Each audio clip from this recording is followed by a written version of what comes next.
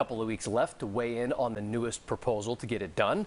A whole lot of people have been following these efforts to move water from our area down to Southern California for decades, but some might not quite understand what that project really involves and what's at stake both locally and for California as a whole. Fox 40's Karma Dickerson explains why the state of California says the project is essential and why 40 years later some communities are still saying no. California has long had a mismatch and where the water falls and where the people are.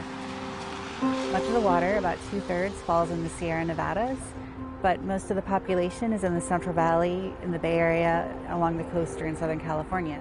Add to that climate change. Less and less water is falling overall, and the mismatch becomes a crisis. Trying to balance those needs has California's Department of Water Resources again looking for a water lifeline. To store water when it's available and deliver it to them when they need it. Pushing a plan that has on many occasions seemed dead in the water, the Delta Conveyance. The area we call the Delta runs from Sacramento down to Tracy, from the Bay Area out to the water. About half of California's water supply flows through here.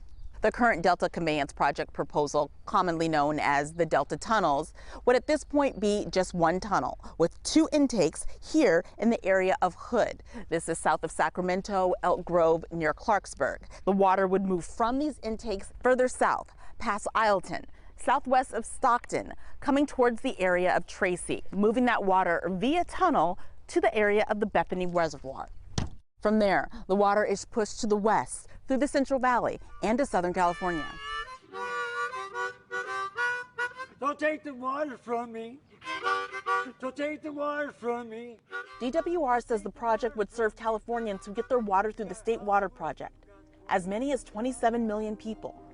But others are worried about 271, the number of people living at the proposed starting point of the potential tunnel. You can't not tell me that it won't destroy this town.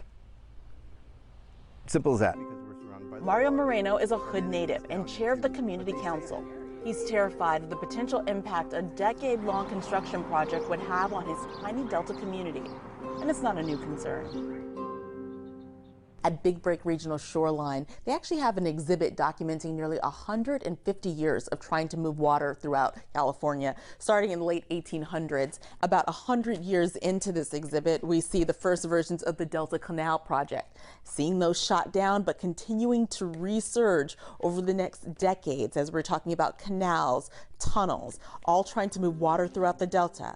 There's not one single thing in the opposition, just as there's not one single thing in the proponents of the thing. Dan Walters is a journalist with Cal Matters who's been covering Delta water diversion efforts for over 40 years. He's heard just about every argument against them, ranging from environmental to quality of life. It's a variety of interests and beliefs that taken as a whole, the tunnel would be a net damage to the Delta. Terry Buckman, the environmental program manager for the conveyance, says the new tunnel aims to minimize impacts on landscape and wildlife. It is following a route that we think has less effect within Delta communities, but still feel the essential need of water storage. She points to the heavy storms of October and December of last year. DWR claims if the proposed Delta conveyance had been in place then, they would have been able to keep that fresh water from going into the ocean, saving and transporting enough to serve 2.5 million Californians for a year. You got Hollywood, we got the water. Back in Hood, I love the Delta. It's not that they don't understand or care about the complex needs of other parts of the state, but Moreno questions why a small and in some ways vulnerable community, largely Latino with elderly residents, would be a main hub of this project. You start looking around and demographics will tell you a lot. Mario worries years of noise, debris, traffic jams, and unsightly construction will drive his lifelong neighbors, friends, and visitors from the community. We'll see. I'm still going to be here fighting for his peaceful waterfront way of life in the Delta, as DWR fights to keep water to sustain life flowing throughout California. Karma Dickerson, Fox 40 News. And the Department of Water Resources has released a draft report detailing the expected environmental impacts of the project. They have also created a community benefits program to try to give back to the residents who have been impacted or would be impacted the most. The public has until December 16th to weigh in.